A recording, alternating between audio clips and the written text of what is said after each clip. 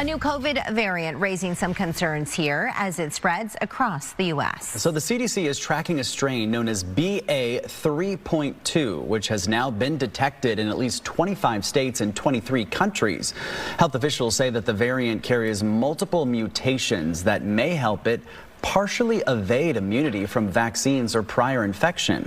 However, they add that there is no clear evidence that it causes more severe illness. But they said yesterday that we weren't negotiating with them, and now they admit that we were negotiating with them. So they want to make a deal. The reason they want to make a deal is they have been just beat to. Talk about driving your court case right off the road. You may have seen this. It's going viral. A Michigan judge puts the brakes on a woman's court case after she tries to zoom into her court hearing while zooming down the road. Take a look. You cannot be driving, ma'am. What are you doing? Come on. I'm not driving. I'm a passenger in a car. Am I crazy, or does it not look like you're driving that car? I'm not driving the car. I'm a passenger in the car, sir. What side of the car are you on? I'm on the left-hand side. How would you be on the left-hand side if you're a passenger in the front seat? Am I missing something? Let me see the driver. Let me see the driver. Hang on one second. Now. I have to ask their permission. Now. Oh my God.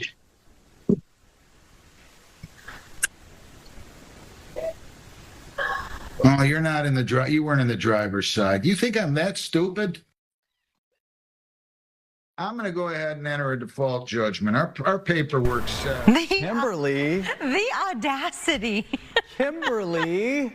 What is Kimberly thinking? Kimberly. Oh my gosh. The judge was like, okay, Kimberly. Did he throw the book at her or what? Yeah.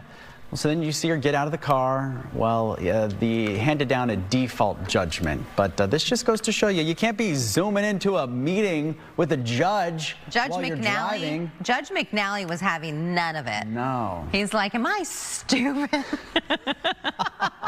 I mean, they probably see a lot of stupid things, but that's got to take the cake, right? Well, she would boldly lied on camera. And then she's like, I got to get their permission. Oh, that's a great story. Way to go, Judge McNally. Our DUI investigators came to the scene here, and Mr. Woods did exemplify signs of impairment. They did several tests on him. Of course, he did explain the injuries and the surgeries that he had. We did take that into account. But they did do some in-depth roadside tests, and when it was determined, he was placed under arrest and taken to the Martin County Jail. At the Martin County Jail, and even on scene, we really weren't suspicious of alcohol being involved in this case, and that proved to be true at the jail. So Mr. Woods did a breathalyzer test, blew triple zeros, but when it came time for us to ask for a urinalysis test, he refused, and so he's been charged with DUI, with property damage, and refusal to submit to a lawful test. In the crash, no one was injured. Mr. Woods did not seem to be injured at all, and the other gentlemen were not injured.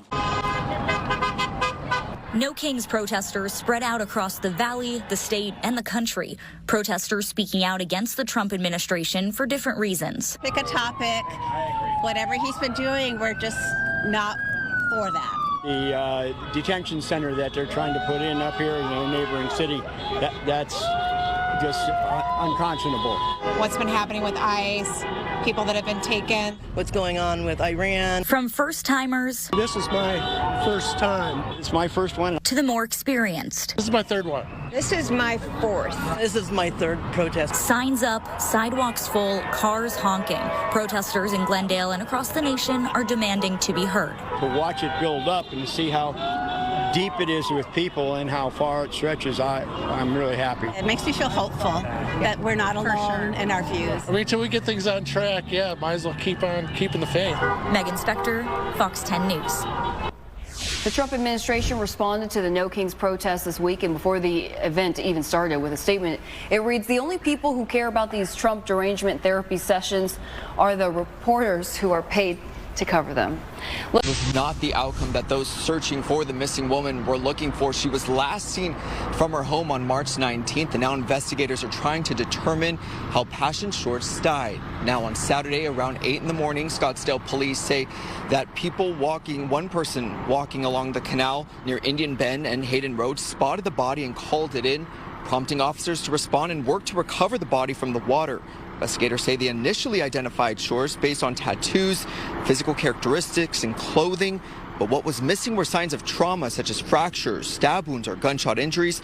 The Maricopa County Medical Examiner is still investigating her cause of death. Lila Woodard with the Missing in America Network says Passion was deeply loved by her community and adds that circumstances surrounding her disappearance remain mysterious.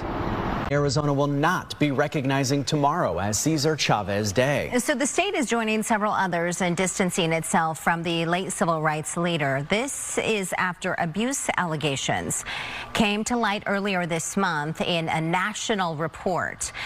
Governor Katie Hobbs says March 31st will now be designated as Farmer Workers Day. Last week, Arizona lawmakers also voted to rename all government property originally named after Cesar Chavez. That includes parks, street signs, a school, and a library.